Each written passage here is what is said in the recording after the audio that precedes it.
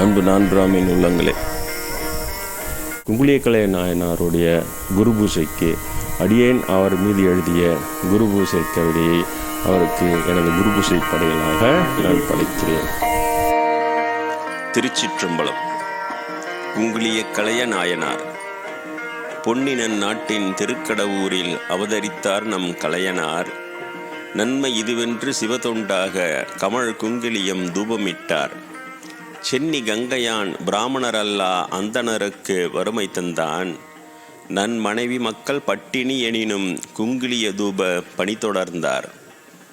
இரு பகல் பொழுது உணவேதுமின்றி வீட்டிலுள்ளோர் பட்டினியால் திருமகள் போன்ற துணைவியார் தமது பொன்தாளி அதனை அவிழ்த்து தந்தார்.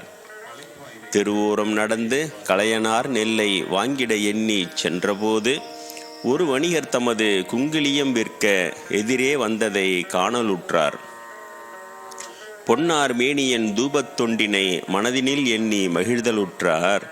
பொற்றாளி தந்து அத்தனை மூட்டையும் கடவுரானுக்கு வாங்கிச் சென்றார்.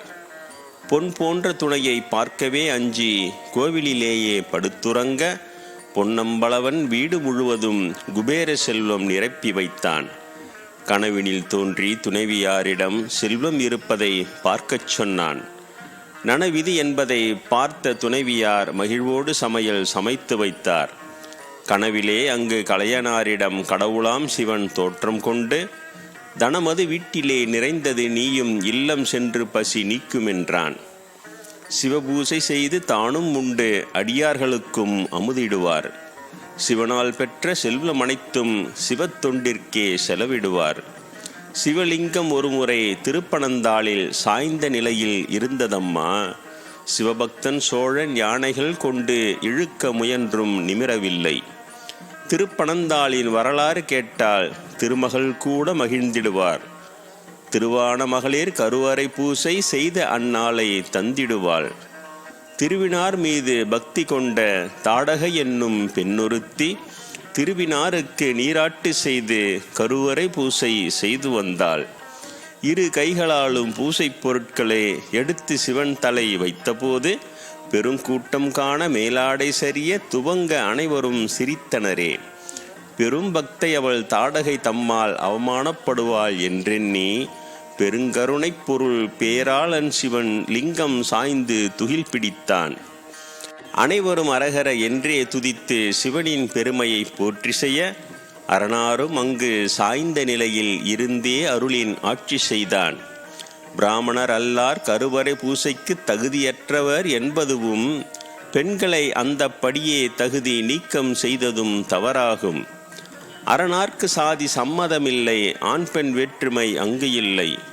அழிச்சாட்டிய சாத்திரத்தவரால் நம்மதம் பாதியாய் குறைந்ததம்மா. அரசன் முயன்றும் நிமிர்த்திட முடியா செய்தியை கலையனார் கேள்வியுற்றார். அரணோடு தமது கழுத்தினை பூவால் கட்டி இழுக்க நிமிர்ந்ததம்மா. அன்பிற்கு சிவன் ஆட்படுவான் என அறிந்து அரசனும் போற்றுகின்றான். அன்பர்கள் தொண்டை கலையனாரும் திருக்கடவூரினில் தொடருகின்றார். அரிசன பாணரை கட்டி தழுவிய திராவிடரான சம்பந்தர் அப்பர் சுவாமியுடன் அங்கெழுந்தருள கலையனார் அமுது தொண்டு செய்தார். பிராமணர் அல்லார் அந்தணர் சுமையை அரணே அன்று தாங்கி நின்றான். குங்குளிய தூவை தொண்டை நிறைவாய் செய்தவர் பெருமை பரப்பி நின்றான். குங்கிலிய கலையர் நாயனார் ஆகி கைலாயம் சென்ற குருபூசை கும்பிட்டு நாமும் கூடி குளவி அரணார் தொண்டில் அமைந்திடுவோம். ஓம் குங்கிலிய கலைய நாயனார் திருவடியிலே சரணம். திருச்சிற்றம்பலம்.